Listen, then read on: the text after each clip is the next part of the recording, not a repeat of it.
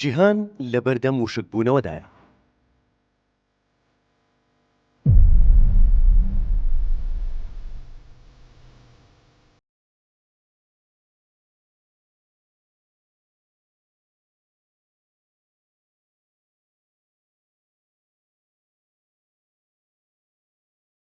عێراق و هەرێمی کوردستان لە ترۆپکی مەترسیە گەورەکەدا.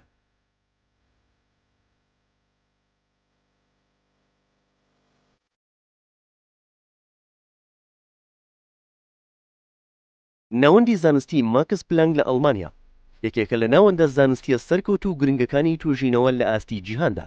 ئەم ناوەندە لە ساڵی 1948ەوە دامەزراوە و زاناکانی نێو ئەم ناوەندە زانستیە لە زانە هەرە بەناوبانگەکانی دنیان و خاوەنی چەندەها خەڵاتی نۆبڵن. توێژینەوەکانی ئەم دوایەی ئەم ناوەندە زانستیە لەبارەی گۆڕانی کەشوهەواوە، بەتایبەت ڕنگدانەوەی ئەو کاریگەریانە لەسەر ڕۆژهەڵاتی ناوەڕاست و باکووری ئەفریقا دەرەنجامی زۆر هەستیار دەخەنەوە. لەوانە هاتنەکایی قەیرانی ئاو و بەرزبوونەوەی لە ڕادەبەدەری پلەی گەرمی بە جۆرێک بۆ ژیان و گوزەران زۆر سەخت و نەشیاو دەبێت.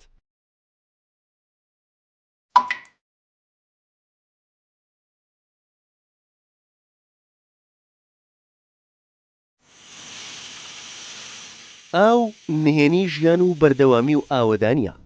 سەرچاوەی گەشەسەندن دەستپێکی سەرهەڵدانی شارستانیات بناغەی بوژانەوە هاتنەکایەی تازەگەری و پێشکەوتنی پیشەسازیە. بەپێی خەمڵاندنی ڕێکخراوی نێونەتەوەی ئەو بڕی ئاوەی لە ئێستادا لە جیهاندا بەردەستە بۆ کارکردن. لە ساڵی 2040دا تەنها بەشی لە 170 دانیشتوانی جیهان دەکات. لە هەمان کاتدا پێشبینیەکانی یونسکۆ ئاماژە بۆ دەکەن کە لە ساڵی 2025دا 2/3 دانیشتوانی جیهان کێشەی کەم ئاوی دەبێت و لە ئێستادا 670 ملیۆن کەس هیچ دەواازەیەکی بۆ ئاوی پاک و تەندروست لە بەردەستدانە. کاتێک بۆچوون و توێژینەوە و پێشبینیەکان ئاشکرای دەکەن کە تا ساڵی 2040 ڕووباری دیجلە و فرات لە وشکبوون نزیک دەبنەوە. دەبێت باز لەو ڕەهەندانش بکرێت کە ئەو ڕووبارانە بۆچی وشک دەبن و لە ئەنجامدا چی ڕوودەدات. تەواو پێچەوانەی ئەوە دەبێت کە لە مێژوودا ڕوویدا، واتە پێچەوانەی بوژانەوە و سەرهەڵدان، پێچەوانەی پێشکەوتن و ئاوەدانی، پێچەوانەی بنیادنانی شارستانیەت و گەشەسەندە. ئەوەی ئەرکی داهاتوش قورستر دەکات گۆڕانی کەشوهەوە ماکەکانیەتی کە وشکە ساڵی و کەمبارانی بەدوای خۆیدا دەهێنێت. لە کاتێکدا ڕۆژهەڵاتی ناوەڕاست خۆی لە کەم ئاویدا دەناڵێنێت. ڕێکخراوی نێودەوڵەتی بۆ کەشوهەوا لە کۆتا راپۆرتی خۆیدا بەتوندی هۆشداری داوە لەبارەی گۆڕانی کەشوهەوا و گەرمبوونی بەرگەگۆی زەوی. ئەمەش ڕاستیە کە نکۆڵی لێ ناکرێت و کاردانەوەی نەرێنی لەسەر هەموو گۆشەیەکی جیهاندا هەیە و دەبێت. یۆس لێلیفێڵد، سەرۆکی ناوەندی ماکس پلانک بۆ توێژینەوەی زانستی لە ئەڵمانیا، لە چاوپێکەوتنێکیدا ئاماژەی بەو دەرئەنجامانەدا کە لە میانەی توێژینەوەکاندا دەرکەوتووە کە بەرزبوونەوەی پلەی گەرمی لە داهاتوودا ڕۆژهەڵاتی ناوەڕاست هەراسان دەکات. بەرزبوونەوەی پلەی گەرمی تا 56 پلە زیاتر ژیان مەحاڵ دەکات. لە هەمان کاتدا ئەم زۆربوونی دانیشتوانەش فاکتەرێکی دیکەیە بۆ کاردانەوەی نەرێنی گۆڕانی کەشوهەوا. هەروەها لە تێکڕای توێژینەوەکانی لێلیفێڵ دەرکەوتووە کە ڕۆژهەڵاتی ناوەڕاست و باکووری ئەفریقا ڕوبەڕووی کەم ئاوی و خۆڵبارین دەبنەوە. بە جۆرێک لە سەرەتای ئەم سەدەیەوە ڕێژەی خۆڵبارین لە 170 زیادی کردووە. جگەلەوەی لە ساڵی 1986 تا 2005 تەنیا 16 ڕۆژی زۆرگەرم بووە لە ساڵێکدا، بەڵام لە ناوەڕاستی ئەم سەدەیەوە دەگاتە 80 ڕۆژ و لە کۆتایی سەدەش دەگاتە 118 ڕۆژ لە ساڵێکدا کە گەرماکەی نائاسایی و هەڵپڕوکێنەر دەبێت.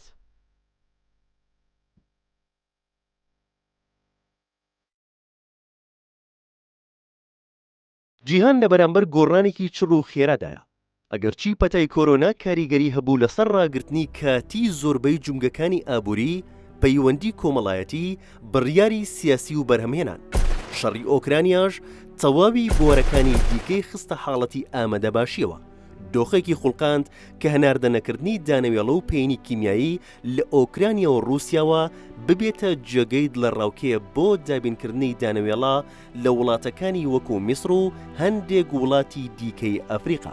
بەڵام لەم دوو پێشاتە گرنگتر کە زۆر بە ئەگەری کەمتر دادەنرێت و کەمتریش بە هەند وەرگیراوە ماکەکانی گۆڕانی کەشوهەوایە بە جۆرێک لە هەموو فاکتەرەکانی تر کاریگەریەکانی گەورەتر دەبن. یەکێک لەو کێشە سەرەکیانی چ لە ئێستا و چ لە داهاتوودا هەیە بوونی ئاواری ژینگەیە. ئەوانەی ئیدی هیچ دەرفەتێکیان بۆ مانەوە و بەردەوامی ژیان لە زێدی خۆیاندا بۆ ناڕەخسێت.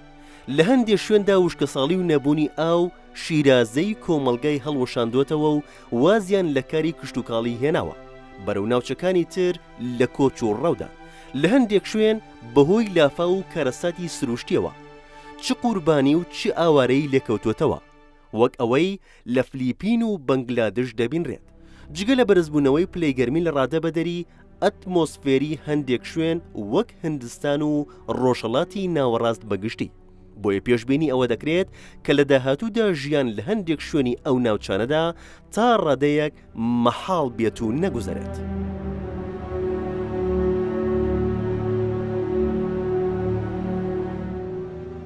لە ئەوروپادا کێشەکە ئەوە نییە کە گۆڕانی کەشوهەوە ئاستەنگی وەکو کەمبوونەوەی ئاو لافا و وشکەساڵی دێنێتە کایەوە، بەڵکو کێشەکە ئەوەیە کە نیوەی خوارەوەی گۆی زەوی کە گەرما و بێئاوی و وشکەساڵی زۆری بۆ دێنێت بەرەو نیوەی گۆی زەوی سەرەوە کە ئەوروپایە دەکەونە ڕێو وەک ئاوارەی ژینگەیی بەرەو ئەو شوێنانە کۆچ دەکەن.